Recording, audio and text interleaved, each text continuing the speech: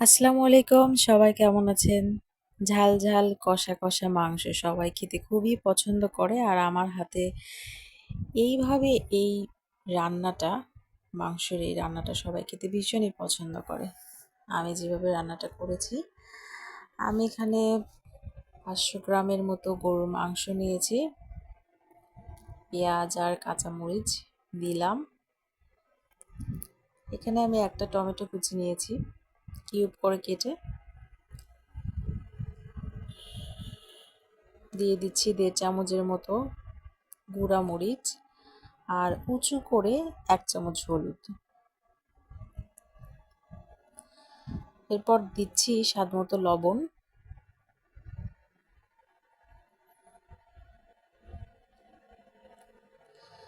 দিচ্ছি 1/2 চামচের মতো জিরা গুঁড়ো আর 1/2 চামচের মতো ধনিয়া গুঁড়ো। ধনিয়া এবং জিরা দুইটা মিলে আমি 1 চামচের মতো দিয়েছি। এখানে 6-7টার মতো সাদা এলাচ আর একটা কালো এলাচ, 1/2 চামচের মতো গোলমরিচ, কয়েকটা লবঙ্গ, ছোট কয়েক টুকরো দারচিনি আর তেজপাতা, 1 চামচ আদা বাটা আর 1 চামচ রসুন বাটা দিলাম। এবার দিচ্ছি সরিষার তেল। এই রান্নাটা করার সময় সরিষার তেলটা দিলে একটু ভালো হয়। এবার আমি হাত দিয়ে সুন্দরভাবে মাংসটাকে আমি একদম মেখে নিব। মাংসটা প্রায় আমার মাখা একদম রেডি। আমি প্রথম অবস্থায় কোনো পানি দিব না, এই অবস্থায় চুলায় দিয়ে কিছুক্ষণ ঢেকে এটাকে আমি রান্না করব।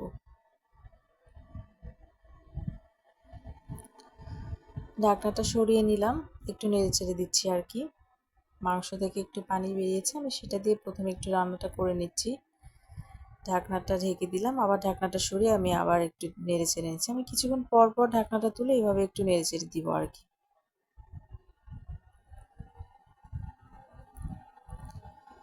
নেড়ে চেড়ে আর একটু কষিয়ে নিচ্ছি।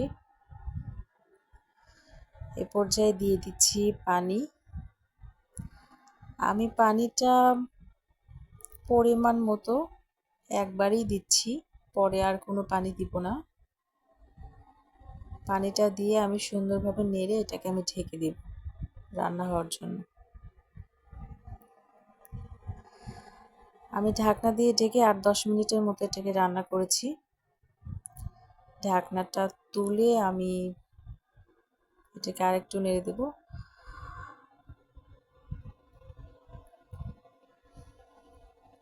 মাংসের পানিটা অনেকটা কমে এসেছে। এই পর্যায়ে আমি দিয়ে দিচ্ছি আলু। আলু চাইলে আপনারা ভেজেও দিতে পারেন, আমি ভেজে না নিয়েই এভাবেই দিয়ে দিচ্ছি।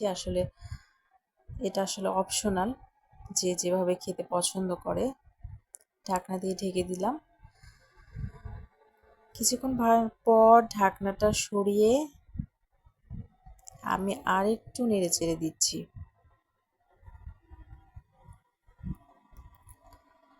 এই পর্যায়ে আমি দিয়ে দিচ্ছি 2 চামচের মতো টক দই। এটাকে আমি একদম ফেটে লিকুইড করে নিয়েছিলাম। টক দই চাইলে আপনারা প্রথমেও দিতে পারেন, যে যেভাবে রান্না করে। দিয়ে দিচ্ছি অনেকগুলো কাঁচা মরিচ। এটা দিয়ে আমি ঢাকনা দিয়ে ঢেকে দেব। একদম লো হিটে 10 থেকে 15 মিনিটের জন্য আমি রেখে দেব। 10 থেকে 15 মিনিট পর আমি ফিরে আসলাম। রান্নাটা আমার একদম রেডি। ভিডিওটি ভালো লাগলে অবশ্যই লাইক এবং সাবস্ক্রাইব করবেন। ভালো থাকবেন। আসসালামু আলাইকুম।